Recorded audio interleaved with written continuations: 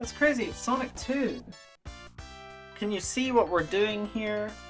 Maybe you can, maybe you'll need to wait until tomorrow to figure out what it is we're doing. But we're playing Sonic 2 today, and let me tell you about this game. I've also never beaten... Have I beaten Sonic 2? I've never beaten Sonic 2 Vanilla. We'll get to that later on. Probably not in this video, but we'll talk about the ways that I have beaten Sonic 1 and Sonic 2, which is actually a lot more fun than the ways that I've not beaten them. I don't know what that means.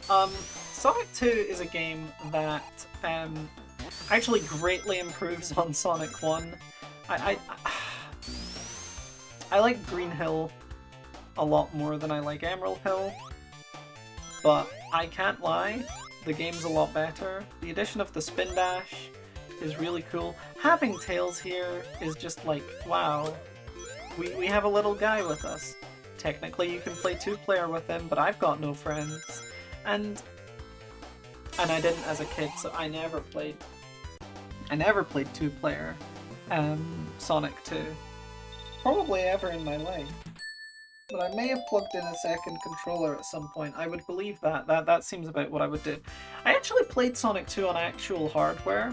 I had a Master System 2, I think. Which is the same as a Genesis, or maybe a Mega Drive. I really have no idea.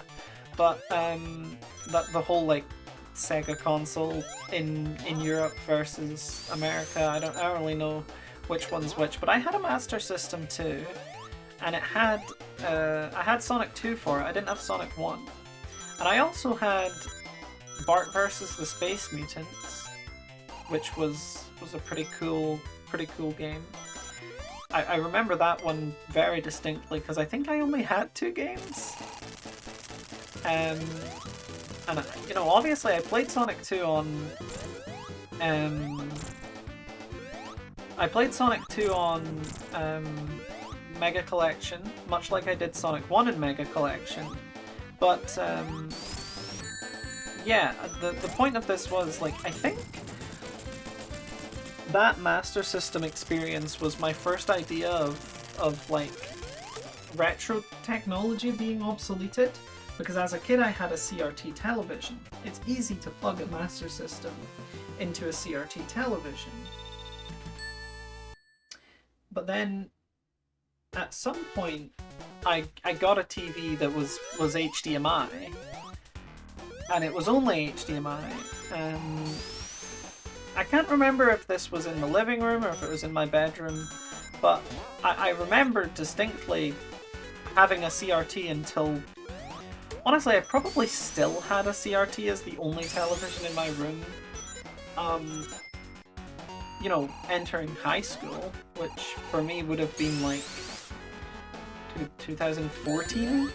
So that, I mean, it's pretty late to still have a CRT, but you know, as far as retro gaming enthusiasts are concerned, I was very lucky to have a CRT. As far as I was concerned, the you know, picture quality wasn't great. I wanted to watch Nickelodeon sitcoms, and they look better on a flat screen. In any case, I got this TV that I couldn't plug my Master System into. I think if I had like an adapter that cost pennies, then I probably could have, but as a kid I didn't know about any of this. I couldn't plug my Master System into it. And so, you know, Sonic 2 became like my first experience with, I mean, first of all, sort of the idea of retro gaming, because I had a PS2 growing up and I had an Xbox growing up, and it was like, even at the time when I got them, they were not modern consoles. Like, they weren't current releases when I got the PS2. So, you know, I never had this idea of like retro gaming, modern gaming, because I wasn't modern gaming in the first place. And so when I got this issue with Sonic 2 where I couldn't play the Master System, and I had to play Sonic 2 on Mega Collection Plus, which by the way is a better way to play it. But yeah, like as a kid having this issue, it was like, this is, oh my god, how did I survive by crouching? I didn't know you could do that. You know, having this issue as a kid with the Master System was my first idea of like, oh, this technology is old and it's being obsoleted.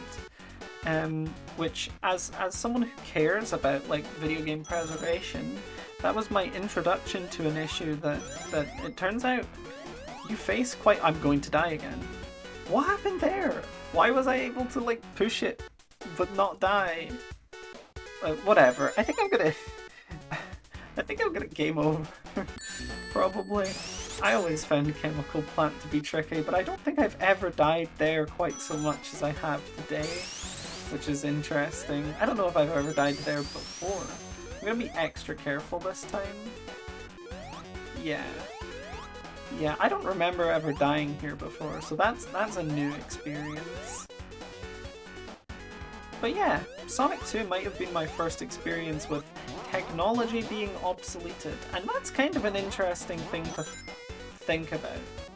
Like, where were you when your, you know, I don't know, console became old, and you know, maybe you got a PS3 for the first time and you were like, wow, this Nintendo 64 is really not the stuff, is it? Because I did have that, like, I never had the sort of, you know, newest console, and I never cared. I didn't know enough about gaming to know that there was a PlayStation 3 at the time that I got my PlayStation 2. I just enjoyed the games, and for what it's worth, the PlayStation 2 has a fantastic library of games. If you don't own a PS2, that's fine, you can emulate. PCSX2 does a decent enough job with any of the games you'd want to play. And that's a game over. But yeah, I mean, you can emulate if you don't have a PS2, but if you do, consider taking a look at the library of games you can still play on your PS2. And maybe the next time you go to a second-hand shop, you look for what kind of games they have. Because if you ask me, the PS2 has one of the strongest libraries of any console, and the games are dirt cheap these days. I mean, seriously. Anyway, all of that being said, I'm going to end the video here because I have died. But thank you for watching, and I'll see you tomorrow.